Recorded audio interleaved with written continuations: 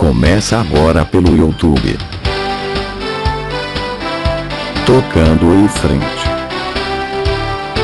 No nosso canal do YouTube, não percam. Bom programa. Com o objetivo de buscar vagas sociais a custo zero para atender famílias carentes, lançamos a campanha Tocando o Coração. Ouça o programa Tocando em Frente, com o psicólogo Ivanildo de Andrade, todos os sábados, a partir das 7h, pela Rádio 9 de Julho. E saiba mais sobre a campanha Tocando o Coração. Deixe seu coração ser tocado e venha fazer parte desta história. Campanha Tocando o Coração está no ar aí há cerca de 4 meses, né? Qual é a ideia? Nós temos um banco de vagas sociais para atender as pessoas que procuram ajuda e que apresentam um quadro grave de dependência química que tem critérios para tratamento a longo prazo, ou seja, por internação. Então a nossa ideia é termos vagas sociais disponíveis para as pessoas que precisam desse tipo de tratamento, mas não têm condições financeiras para custear, né, esse tipo de tratamento. Queremos agradecer à Clínica Sulmed, ao Instituto Nova História, a Paz e Amor, não quero cometer nenhum tipo de gafe, a Crepadec, né, a Casa Dia São Paulo, porque essas instituições parceiras disponibilizaram vagas sociais. A gente quer mais parceiros aí, porque todos os dias recebemos pedidos, né, seu Miguel? E a Village, que inclusive essa semana o Toninho cedeu uma vaga social para uma das pessoas que precisavam. Falando nisso, Ivanildo, sugestão para fazer, porque a gente fala nas comunidades, né? Mas ele tem uma sugestão de um apadrinhamento. Como é que é, Rodrigo? Bem, conforme a gente estava conversando, e o Miguel colocou para mim, essa dificuldade de muitas vezes a clínica ceder uma vaga. Na maioria das vezes, não por má vontade ou por não querer colaborar, e sim porque existe um custo de internação, né? E como a imensa maioria das clínicas trabalham de maneira independente, sem a ajuda de uma outra instituição ou do governo, muitas vezes fica difícil ela ceder uma vaga porque ela não tem como ela bancar. Então, mediante um possível uma dificuldade financeira, ela acaba negando essa vaga. Esse apadrinhamento seria como? Na verdade, é uma ideia, né, da gente montar um projeto aonde a gente apresentaria para iniciativa privada, ou para uma própria pessoa física, uma empresa ou até uma instituição, pode ser ela religiosa ou não, aonde a gente apresenta um programa e essa pessoa ela vai apadrinhar, né, e vai custear o tratamento de um dependente químico. Como já acontece em vários países, e aqui no Brasil tem alguns projetos semelhantes com educação, onde a pessoa, ela através de doações mensais, às vezes de pequeno valor, mas ela apadrinha uma criança e sustenta, banca a escolaridade dessa criança até determinada fase. Porque dessa maneira a gente consegue ter um poder de negociação melhor com as clínicas, com as comunidades, porque a gente não vai estar só onerando, a gente muitas vezes a um custo mais baixo a gente vai estar trazendo dinheiro para essa clínica, porque ela precisa. Né? Uhum. Existe um custo que todo mundo sabe, e ao mesmo tempo a gente não onera a clínica e consegue oferecer gratuitamente uma vaga. Excelente ideia, vamos pensar e vamos criar esse projeto para colocar realmente na praça aí. Isso aí, né? Isso daí vai ajudar bastante, né? Com certeza. Então você que tem aí interesse, de repente participar até desse projeto de apadrinhamento, mande um e-mail para tocandocoracão,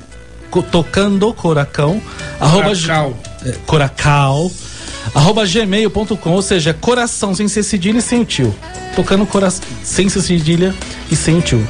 E também pode ligar para 11 2779 6420 2779 6420 20 nesse processo. Eu queria agradecer publicamente a Geisa do Hospital Lacan, que tem colocado à disposição. Nós temos internado muita gente. Muito obrigado, Geisa, muito obrigado Hospital Lacan, doutor João, doutor Eudes, que realmente tem feito a diferença para aqueles que precisam. E já fazendo um agradecimento também à comunidade Casa Esperança e Vida, que cedeu-nos uma vaga para a semana que vem, uma vaga social para uma pessoa que está precisando muito. Vejam só, né, pessoal? Amor Exigente, estamos falando aqui de quem? De dependência química, falando de dependente químico. Amor Exigente não é apenas trabalhar com a família, mas também com o dependente químico. E hoje o tema é superação, sempre há esperança.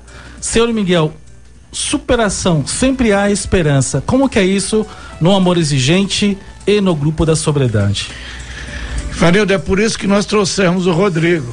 Quem vai falar isso daí é Rodrigo. Superação, que é o que ele fez, e sempre a esperança. Ele vai deixar essa mensagem.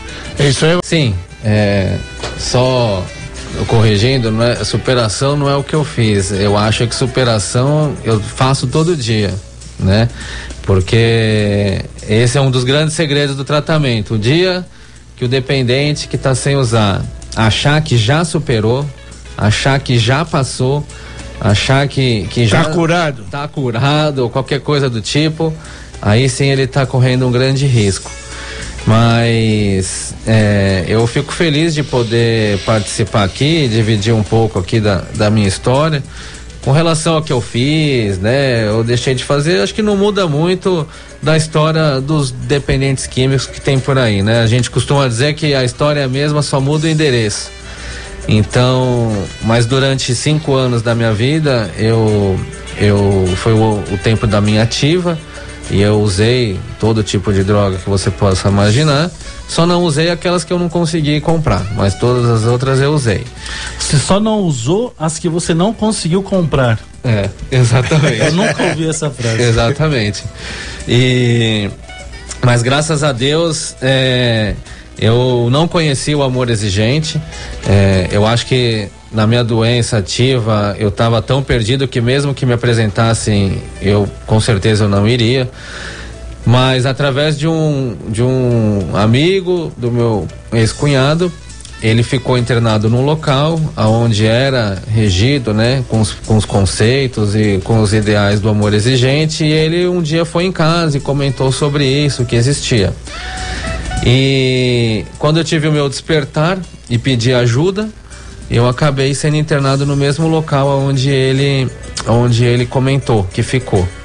E lá dentro, nessa minha internação, que foi uma internação de 11 meses. Onde é que você ficou? Pode falar. Eu fiquei internado num local chamado Horto de Deus, que é uma comunidade terapêutica na cidade de Taquaritinga, no estado de São Paulo. E é um lugar que eu recomendo, assim, imensamente, porque de fato é um pedacinho do céu lá. Pelo menos para mim foi. E então o tratamento lá são 8 meses, mas eu acabei ficando 11 porque eu tinha uma necessidade a mais, não me sentia preparado para vir para a rua.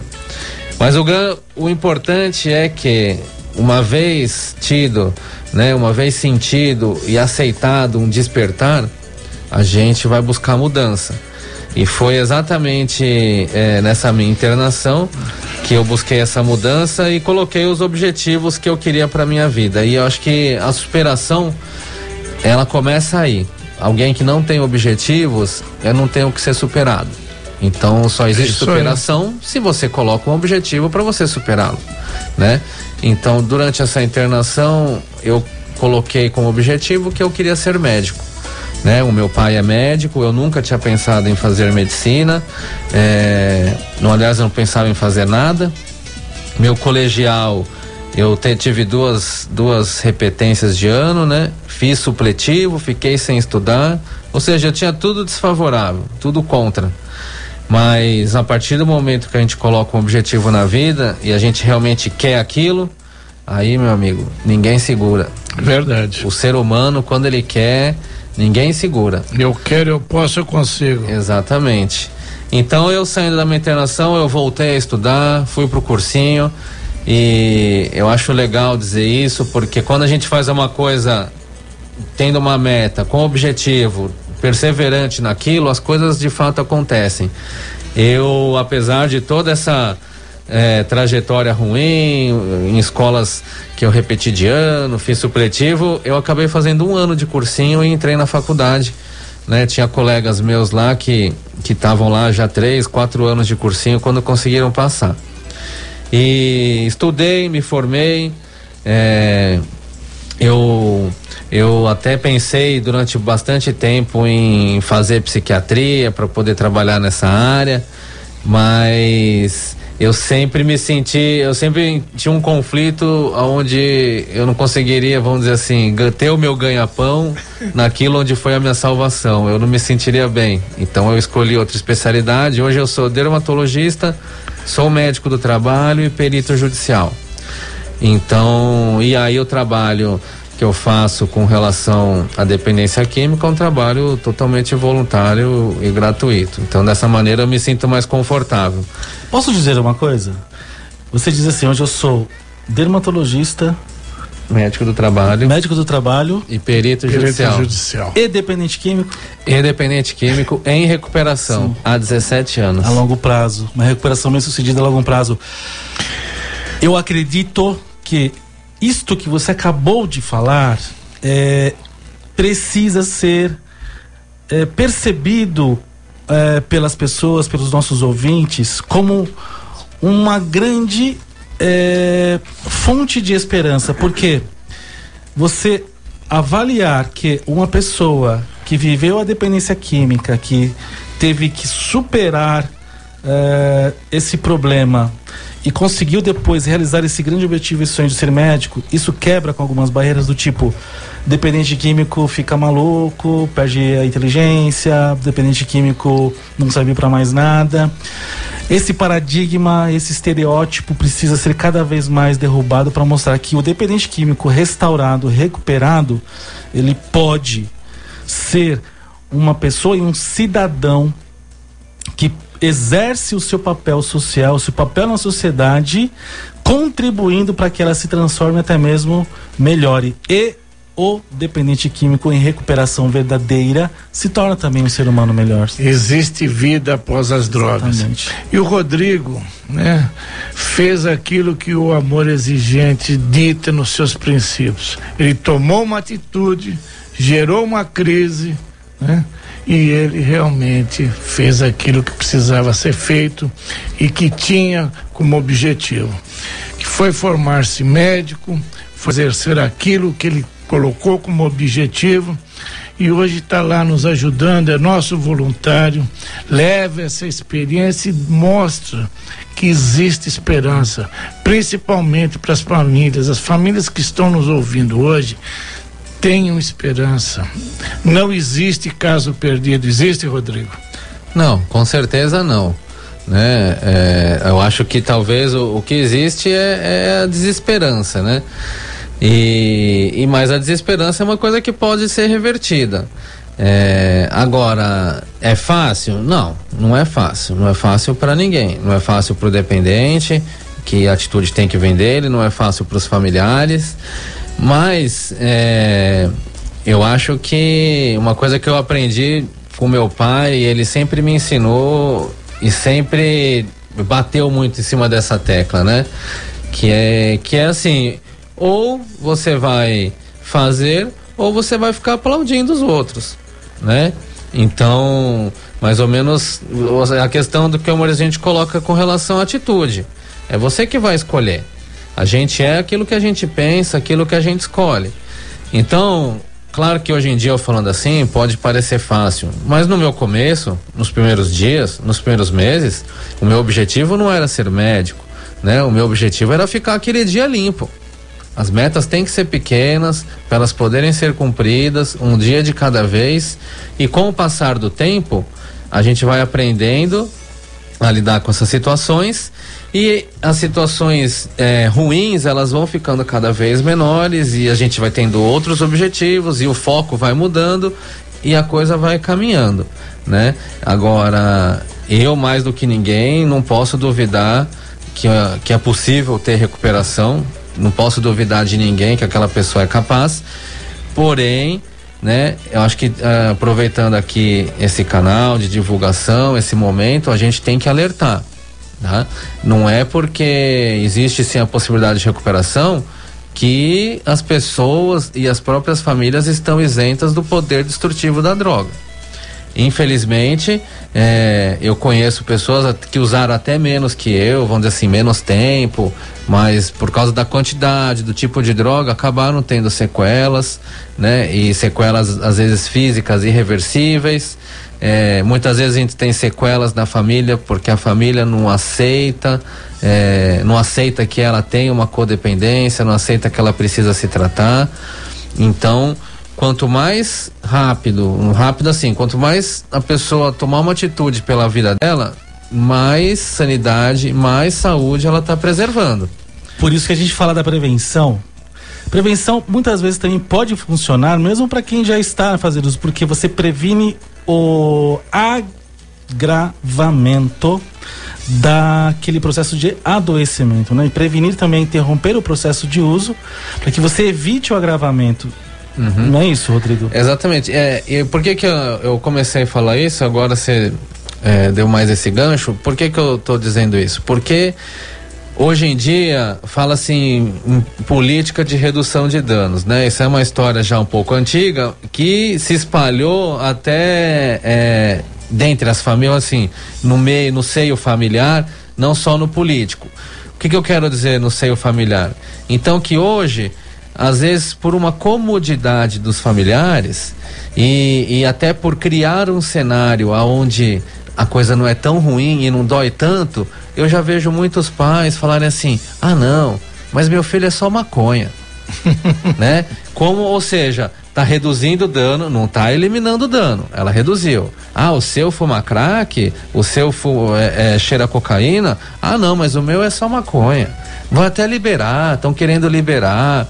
Então a gente vê um papo que é onde as próprias famílias reduzem a gravidade da situação que elas têm que enfrentar, por elas acharem que dessa maneira vai doer menos, porque na cabeça delas dá menos trabalho, então elas não têm que lidar com essa situação. E isso ela vai levando com a barriga, vai aceitando e vai prolongando esse despertar, vai prolongando o início de um tratamento, aumentando assim as chances de ter algo grave e irreversível. E é um ledo engano, achando que a maconha não faz nada, né? Não, exatamente. Hoje já está muito bem comprovado. A gente tem vários estudos, várias referências confiáveis, aonde uma das drogas que mais estimula é o gatilho inicial para doenças psiquiátricas, que é a maconha. Isso daí já está mais do que comprovado. Com certeza. E ela tem sim a sua gravidade. Tinha pessoas internadas comigo que era só por causa do uso de maconha e não tem jeito. Pode falar que maconha é isso, maconha é aquilo. Se uma pessoa que fuma maconha e está num grupinho de amigos, dentro desse grupinho você vai ter outras pessoas que usam outras drogas. Cedo ou tarde ela tem contato com o resto, né? E não só a maconha, né? Quem introduz tudo isso é o álcool. E hoje, depois de 17 anos em recuperação, eu fico assim cada vez mais assustado. Igual a gente estava conversando essa semana, muitas crianças de 12, 13 anos que nunca beberam, nunca fumaram maconha, nunca cheiraram cocaína, mas já tomaram Rivotril, já usaram drogas, outros tipos de droga sintética, como êxtase e metanfetamina. Ou seja, cada dia se cria uma droga nova pelo mundo e cada vez fica mais difícil a gente controlar esse mal. Vamos agora para um breve intervalo comercial e voltamos na sequência. Casa Dia São Paulo.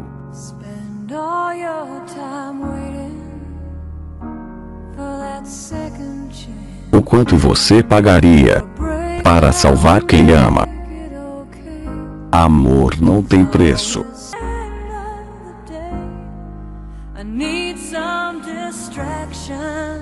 Casa Dia São Paulo.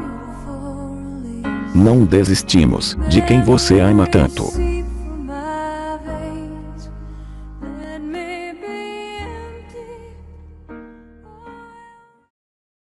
que faz um adolescente de família estruturada, com boas escolas, criado dentro de preceitos religiosos, entrar no mundo das drogas? Amizades ou curiosidade? Olha, eu acho que é multifatorial, né? Existem vários fatores que levam uma pessoa a entrar no mundo da droga.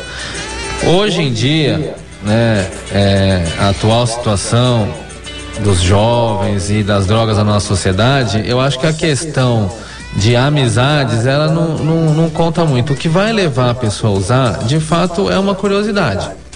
E o que vai fazer ela gostar é que é o problema. Porque curiosidade é uma coisa natural do ser humano. Nós temos curiosidades das mais diversas. Não necessariamente a curiosidade significa que você tenha que fazer, tenha que experimentar, né? Mas o grande problema da dependência, das drogas, mais do que o experimentar, é a continuidade. Então é aquilo que faz a pessoa gostar. Eu acho que esse primeiro uso, de fato, é uma curiosidade, e que é uma curiosidade que a gente pode trabalhar hoje em dia dentro de casa. Por que eu falo isso? Porque eu sempre imaginei que, nossa, quando eu tivesse um filho, meu filho vai ser dependente, eu vou pagar todos os pecados, tudo que eu fiz as pessoas passarem, eu vou passar com ele. E eu sempre fiquei pensando muito nisso, né? Como que eu vou lidar com ele desde criança para eu poder conduzir a coisa da melhor forma? Porque não existe uma regra, não existe um livro que vai ensinar, a gente tem que tentar fazer, né? E eu acho que hoje em dia, depois de tudo que eu já vivi, experimentei, passei, estudei, eu acho que a melhor coisa é a informação. Eu não tive a informação. Meu pai é médico, né? A minha família sempre foi uma família, vamos dizer assim, bem estruturada. Porém, eles nunca conversaram comigo sobre sexo, sobre drogas, sobre álcool. Foram coisas que eu fui aprender na vida, na rua, né? Então, claro que não os culpo por nada. Tenho amigos que os pais e as mães já falavam desde pequeno. Isso é uma coisa de cada família. Mas é importante ter essa informação. Por quê? Porque quando o jovem se deparar na rua, na escola, na festinha, com a droga, ele tem que ter a informação. A informação que eu tinha, qual que era? Era de filme, de novela, eu via no jornal, né? Então eu sabia que droga era ruim, eu sabia que beber era ruim, por isso que não pode beber e dirigir. Essas pequenas noções eu adquiri ao longo da minha infância. Porém, quando eu tive meu primeiro contato com droga, eu encontrei meia dúzia de pessoas que faziam uma apologia totalmente diferente de tudo aquilo. E eles falavam, não teve como eu não ter curiosidade, porque tudo aquilo que eu aprendi sozinho na minha infância, eu tinha meia dúzia de pessoas falando, não, é super legal, não vicia não, faz um tempão que eu uso, e você fica assim, você fica assado, a gente curte, dá risada. Não teve como aquilo, no mínimo, me criar um conflito de curiosidade. Mas quem te apresentou foi um amigo, não Sim. foi o traficante. Não foi o pipoqueiro, não tem nada disso. Isso vem, claro, de fato vem no seu meio social, você acaba se encontrando com isso, né? Só que eu acho que se desde pequeno, né? Não vou nem falar por mim, eu falo assim, uma criança desde pequena ela já tem uma informação correta. Dependência química é uma doença. O único jeito dessa doença despertar é usando. Então, a partir do momento que você começa a usar, você está correndo o risco de despertá-la, caso você tenha, né, essa predisposição. Ou as informações corretas de tudo aquilo que de todo o mal que pode causar para a saúde e etc. No momento que ela se deparar com uma situação igual eu me deparei, com meia dúzia de pessoas fazendo uma apologia a favor, eu tenho uma série de informações para eu poder tomar minha decisão, né? Então, a partir do momento que eu não tinha essa informação, tudo aquilo que me falaram foi muito sedutor, porque eu já era curioso. E eles me falaram tudo aquilo que é tão gostoso, bonito e legal, eu quis. Mas talvez se eu tivesse uma outra informação, de uma realidade mesmo, crua, né, e nua, do que é o mundo das drogas, talvez eu tivesse pensado duas vezes, talvez a minha curiosidade não tivesse aflorado tanto. Então acho que, aproveitando o gancho da pergunta, é multifatorial, vem pelas amizades sim, mas eu acho que o fator principal é a curiosidade, e o único jeito da gente diminuir a curiosidade é através da informação. Informação é a principal prevenção, para que a informação ajude a pessoa a tomar a decisão. No fim das contas, pai, mãe, avô, ninguém pode tomar a decisão pela pessoa. Só que naquele momento específico, aquele segundo, se ela estiver preparada e informada, ela decide melhor. E a nossa consultora, a consultora do Amor Exigente, a Isilda Alves, fala muito sobre isso daí. A informação é a grande arma contra as drogas. E o Amor Exigente tem curso de prevenção. São 15 semanas, que é para os pais. Às vezes nós levamos inclusive palestras para cursos de noivos. O pessoal fala, mas pô, ainda nem casei, não tive filho.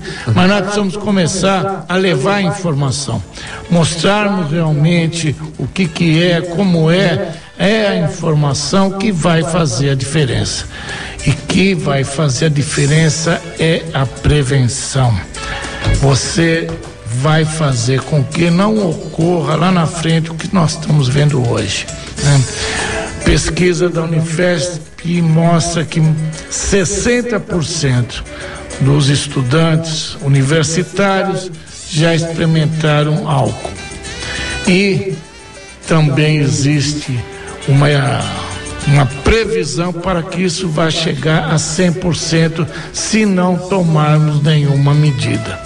O Ministério Público de São Paulo está com uma campanha, um abaixo-assinado para que o álcool seja considerado, principalmente a cerveja seja considerado álcool, né? Cerveja também é álcool. Entre no site, no Amor Exigente, nós temos lá, assine, porque nós precisamos mudar isso daí. Nossa, é muito interessante, porque o Rodrigo conseguiu dizer aqui algo muito difícil de se explicar, né? Porque a pergunta da dona Regina Tortorelli, ela foi muito provocativa, mas ela tinha um objetivo muito difícil de você conseguir atingir, que é responder, né, de uma maneira a deixar uma informação objetiva. E você falou tudo, né? A prevenção se inicia desde a tenra infância. É isso mesmo. E a partir disso é que você vai deixando essa pessoa, esse ser humano, esse jovem, naquele momento onde ele vai ter essas primeiras experiências, mais empoderado, mais fortalecido para dizer este não. Exatamente. Né? Porque você falou outra coisa, é super sedutor, porque a droga, o álcool, eles não chegam para você dizendo, olha, você vai me usar, você vai se ferrar. Não, vem aí, vai ser legal, você vai ficar legal, você vai ficar bonito, vai ser com as pessoas, vai conseguir namorado, né? É sedutor demais. Só que ela não fala que depois vai acabar com você, com a sua vida, com a sua família.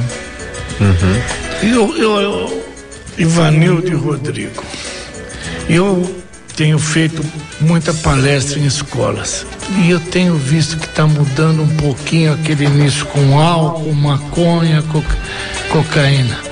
Eu estou vendo garotos pré-adolescentes que estão entrando direto na cocaína.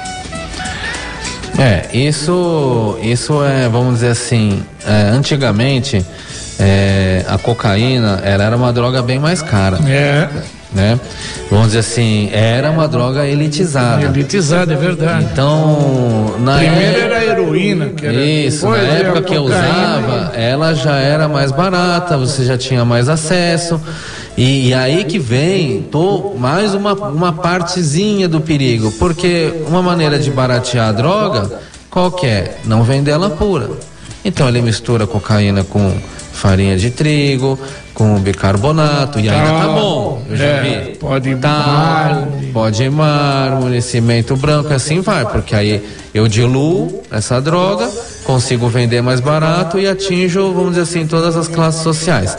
Então o acesso às drogas é muito mais fácil hoje, né? Assim como você tem traficantes que estão indo levar droga na casa da pessoa, e eles tem a maquininha do cartão. Tem delivery, Então, coisas que, vamos dizer assim, na minha época não existiam ainda. Então, acho que toda a própria internet, né? Essa coisa da globalização, da facilidade de comunicação, de mídia, acaba trazendo uma facilidade de acesso a todo tipo de droga. E aí, por algum motivo especial, ou o amigo que apresentou, ou que falou, ele já usa cocaína, a pessoa acaba usando, né?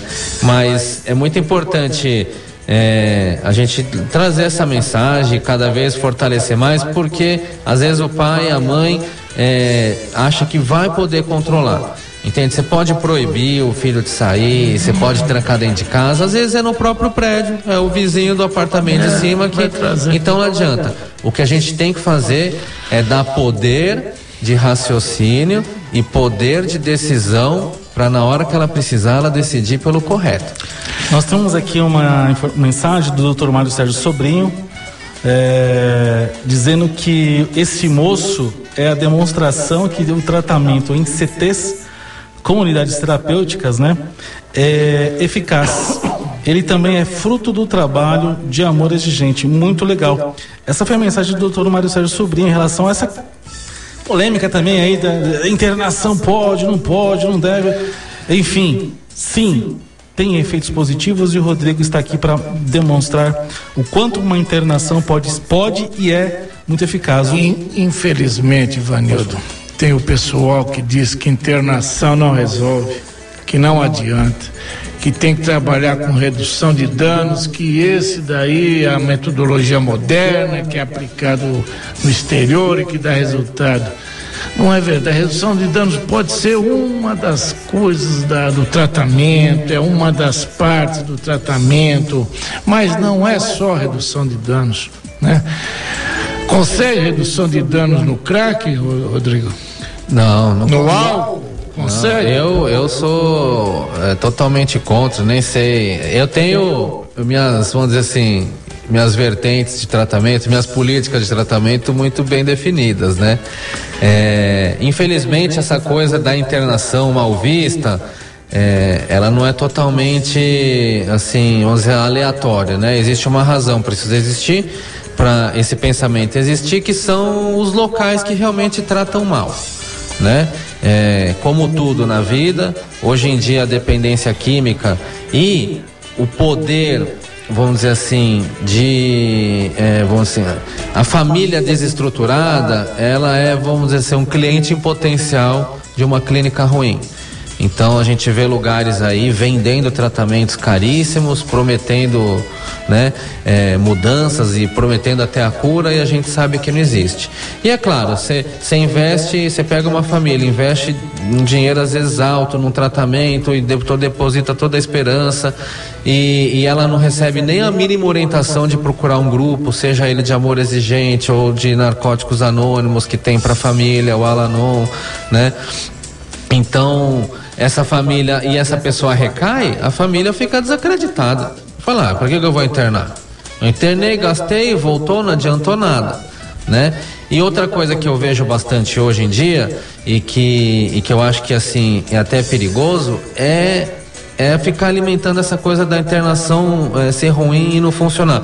Às vezes o próprio dependente, a própria família vê a internação como o fracasso do fracasso, né? Não. Meu filho tá usando não sei o quê, mas ainda não foi internado. Como se a internação fosse assim o estágio um pouquinho abaixo do inferno. E na verdade, né, o pior dos piores já está acontecendo, que é a pessoa nativa. E o pior é que a família esconde, fala, não, ele está viajando, ele foi viajar. Então, quando está internado, não assume que está internado. Eu falei, nossa, onde ele está? Ele sumiu, ele tá em Londres. Legal, né? O cara tá bem em Londres. Eu falei, mas ele estava tão mal até outro dia. Mas é isso, a família nega. Preconceito e discriminação, é isso que a gente tem que trabalhar cada vez mais. O preconceito e discriminação está aí na sua própria casa. Você mesmo não quer admitir que aí dentro tem um dependente químico. Gente, vamos perceber o seguinte: quanto mais em silêncio a família fica, pior é. Porque, como o próprio Rodrigo diz, o quadro só piora. Porque dependência química é uma doença progressiva. Ou seja, ela vai piorando com o tempo. É uma doença crônica progressiva e, se não tratada, pode ser fatal. E incurável. Crônica nesse sentido, né? Pra sempre, é pra sempre. A abstinência é pra sempre. O incurável, às vezes, crônica. É uma doença que precisa sempre estar recuperação. Em recuperação, em manutenção, em estagnada, precisa sempre estar em acompanhamento. Exatamente. Né? Olha só, Geisa Lopes dizendo: o programa está maravilhoso. Parabéns a todos. Obrigado, Geisa, pela sua sempre generosa contribuição conosco. Senhor amigo, essa pergunta é para o senhor, tá? É da Solange, lá do Paraná. Um abraço, Solange. Desejamos a você tudo de bom, tá? O amor exigente, senhor Guilherme, senhor Miguel Tortorelli, amor exigente recebe algum fundo do governo federal? Não, nem do governo federal, nem do estadual, nem do municipal, nós não temos ninguém, absolutamente nenhum governo que nos dá alguma subvenção, né? Vivemos com os recursos próprios dos voluntários, daqueles que frequentam os nossos grupos e, se quiserem, dão alguma contribuição, mas não recebemos absolutamente nada. Porque, sem recebermos nada, nós atendemos 100 mil famílias por mês. Se nós tivéssemos recurso, com certeza absoluta, esse número aumentaria e muito. Poderíamos estar atendendo 1 milhão, até muito mais do que isso, porque existe muita gente precisando. Precisamos de divulgação. Esse programa é o único programa de rádio que abre espaço para dependência química, para falarmos sobre isso. Nós temos que ter mais informação. Acabamos de falar de informação. As famílias ficam desesperadas. O dependente químico ainda hoje tem alguma coisa que o governo está tentando fazer para ajudá-los, mas as famílias não. Estão abandonadas, e o Amor Exigente, como outros grupos de anônimos também, é que fazem esse trabalho, mas sem recurso absolutamente nenhum. Como é que você vê isso, Rodrigo? Até para a gente já dar seguimento para o nosso finalzinho de programa, são 5... Já? Por isso que eu espero que o povo que nos escute, né, que as famílias, que o Amor Exigente nos ajude cada vez mais, melhorando a nossa audiência, entrando lá no nosso canal do YouTube, se inscrevendo no nosso canal, aumentando as visualizações. Porque nós precisamos mostrar que existe sim um público para esse tipo de programa, né? O nosso programa ele sempre se mantém aí numa boa audiência de Ibope, mas a gente quer mais, né? É só 1 hora por semana, a gente quer mais. Esse programa é o 3º colocado em audiência nesse horário no sábado. Então o que a gente quer é que as pessoas divulguem e conheçam cada vez mais o que o programa Tocando em Frente faz. E, Rodrigo, eu quero primeiro dizer assim, você realmente eu não gosto de falar da palavra exemplo. Exemplo é uma coisa muito perfeita, né? Exemplo é aquela coisa perfeita. Eu gosto de falar sinal, né? Aprendi isso com o Fradão, lá na comunidade de Casa de Esperança e Vida CCV. Você é um sinal de que é possível superação, né? Essa é a palavra, superação sempre há uma esperança. Então, eu espero que você continue levando este sinal para os demais com essa sua serenidade, com essa sua calma, né? Muito bacana. E que bom que você, mesmo sendo médico, não se considera um Deus, né? Um Deus com D minúsculo, né? Porque é terrível quando a soberba... Mas, olha, cara, eu realmente gostei muito. Falaram assim, o cara é muito gente boa. Vamos ver, né? Se ele é só gente boa dormindo ou acordado também é, né? Mas...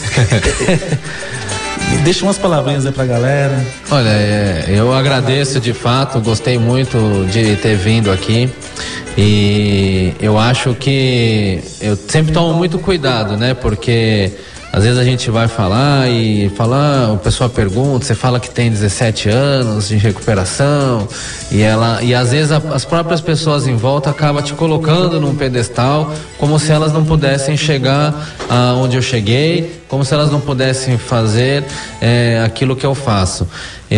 Eu gosto sempre de dar um exemplo muito legal, que o fato de eu ter feito medicina e ter me tornado médico não foi porque eu sou mais inteligente, não foi porque Deus me deu uma bênção especial, foi simplesmente porque eu tomei uma decisão e fiz o que tinha que ser feito para alcançar o meu objetivo. tá? Eu gosto de dar um exemplo de um colega meu que ele se formou junto comigo.